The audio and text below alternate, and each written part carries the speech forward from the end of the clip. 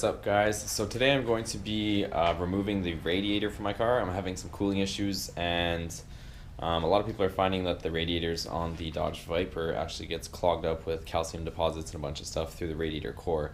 So I'm going to remove that radiator. I'm going to send it out to get it re-cored, and they're going to clean it and reassemble it, and then I'm going to put that back in, and I'm also going to change out the thermostat and the thermostat housing gasket as well.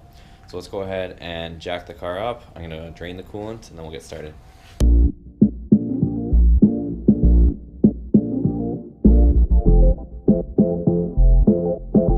Alright, so now that the car is jacked up, you're going to want to remove the lower radiator hose. There is an actual drain on the bottom of the rad, but this is the easier way.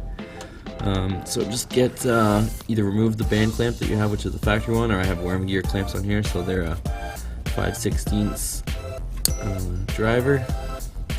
Basically just loosen the clamp, pull that hose off, and let the coolant drain out.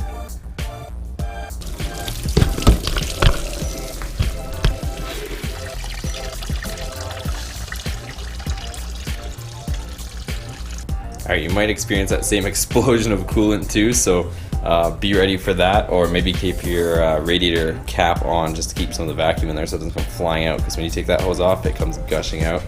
So just be ready for that. Next we're going to take off the air box.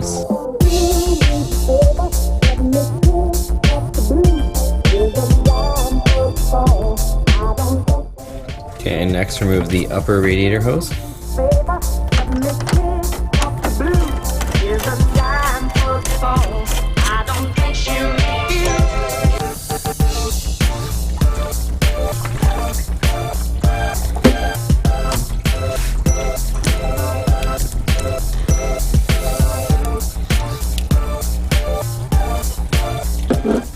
Okay, next you're going to want to remove these two bolts that hold on this cooler.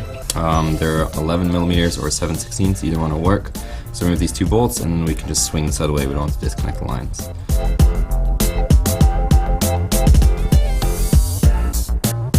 Okay, next up is the connector for the fan. So there you can see this little red thing. You're going to want to push this down so that it clicks out. It's just like a safety lock. Okay, so once you slide this red part out, then you can push on this button here. Okay, if your connector is giving you a little bit of difficulties like mine, basically once you have this red clip towards the bottom, so it's slid out of the lock position, you push this button and then you can slide a flat screwdriver here, and basically you can just pry the two halves apart to get them to start to separate. Okay, next steps, you're going to want to move this nut here and this nut here from the front, and this holds the radiator in.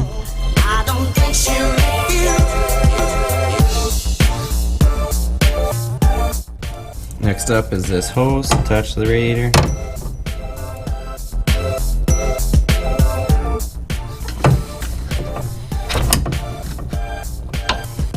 Okay, this step is obviously optional, but what I did was basically just took a rubber glove, or you can take a bag or something like that, and I'm just putting zip ties, and I'm just going to snug it around so that anything that's left in the radiator isn't going to puke out all over the place. So I'm just putting this around just to seal it off.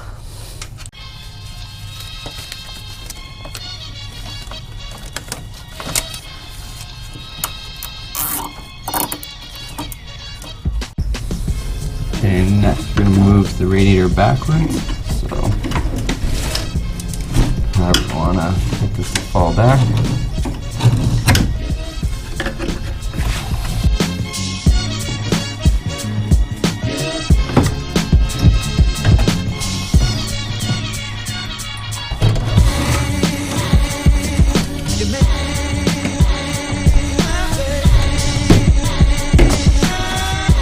Okay, here is my OEM radiator.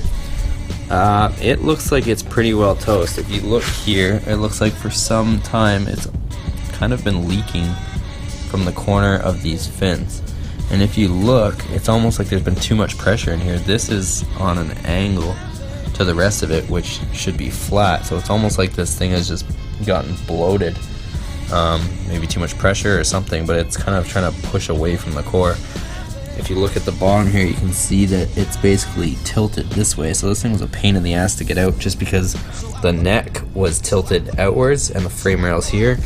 And then same thing on this side too. If you look, this one was starting to lean away, and this was even closer to this frame rail here, so it was an absolute bitch to get out. And same thing here, you look and you can see a tiny bit of kind of corrosion where it's almost had a slight pin drop leak out of the corners. This one's a bit more flat, didn't tilt away as much, but this one definitely, you can see that it's been kind of leaning outwards. And then inside the core, it's hard to see in there, but it does have a bit of corrosion as well. So this is a visual from the top, you can see what I'm talking about. So basically this is starting to tilt outwards, and you can see by where it used to be or supposed to be. And same thing on this side, this one's basically leaning outwards as well. And then just the usual crud on the front, obviously blocking all the core too. So I'm gonna send this off, get this re-cored. Alright, so the OEM radiator is back, and here it is. It's in this just random box, but let's take it out and show you. Now it has the 3-row core in it, and it is all set to go. Also, take a look at these pictures. This is a picture of the old core and how clogged it is, so you can see just how clogged that core actually is, and it's toast. And also it was only a 2-row, so you can see there's only 2-row, and one of the rows is actually blocked off, has a block off plate, but basically the thing was bent. So much pressure and heat on that it actually kind of twisted the radiator, and that's why I was fighting to get that thing out, because it wouldn't fit between the frame rails. So this is all straight and ready to go, and take a look. Alright, so here it is, it's reconditioned, new core in it. You can see if I stand it up that it is now straight. So this is the bottom of it obviously, but you can see everything's lined up straight. And yeah, so here's that. You see the core is here, and it is the full width, so we have core right from the whole thickness of this thing. So it was done by a guy that does a lot of these things, all sorts of stuff. He had an original Cobra radiator in there, so I definitely trust that he knows what he's doing, and that's all he does is specifically rebuilds radiators. So when I was looking, there was a lot of different shops that would kind of do a little bit of everything. You know, they would change your oil, they would do your radiator repairs, they would do service on your car, but this one was strictly just radiators, and that's all they did. That's their specialty. So that's the kind of place I wanted to take it to. So we're all set, this is ready to go, so let's drop this in.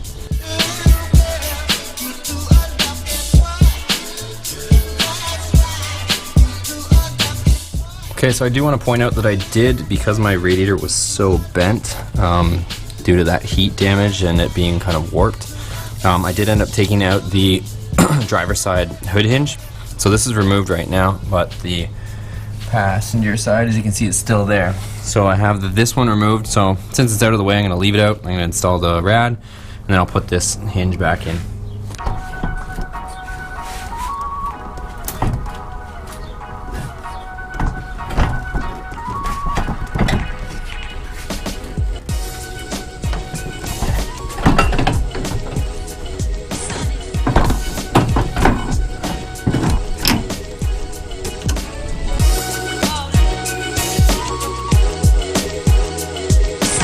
Okay, so the radiator is back in the car. The hood hinge, I've reinstalled this back on. You shouldn't have to remove the hood hinge if your rad is in good shape. I have a lot more clearance now putting it back in the car than when I took it out, because these end tanks were actually bowed out on both sides. So this filler neck was actually way closer to that hood hinge than it is now, and so now it seems like it's a better fit. Other than that, once you drop the rad in, you flip it forward. You're going to tighten these 2 bolts. They are 10mm nut, so tighten those 2. Depending on what you did over here with this overflow hose, this neck here, I actually disconnected it from the rad. So here's this one, so slide that one back on, put the clamp on. You have your harness down here for the fan. Put back in your oil cooler, so you'll put that back, and that's pretty much it. So, oh, and also of course the hoses. So hoses top and bottom, but that's straightforward. But if you haven't already seen the other 2 videos, I have the one for the thermostat replacement where the intake manifold has to come off, so check that video. I'll link that here. And also I have another video on how to upgrade the hoses, so my actual replacement, putting the Mishimoto silicone ones on there, and how to bleed the coolant system and refill. Okay, Okay, thanks for watching, guys. I hope you enjoyed that video on the radiator removal and install. All that's left really is just to hook up the hoses and to add coolant and basically bleed the system and make sure that the 2 tanks are full. So if you haven't seen that video, check out the link in the description below. I'll show you how to basically add coolant and double check that it's full and check the 2 reservoirs. That was done on my radiator hose install, and also I'm going to be doing a thermostat install, so check that video in the link below too. Alright, take care guys. Subscribe if you haven't subscribed, because there'll be more videos as well. What we do here is go back.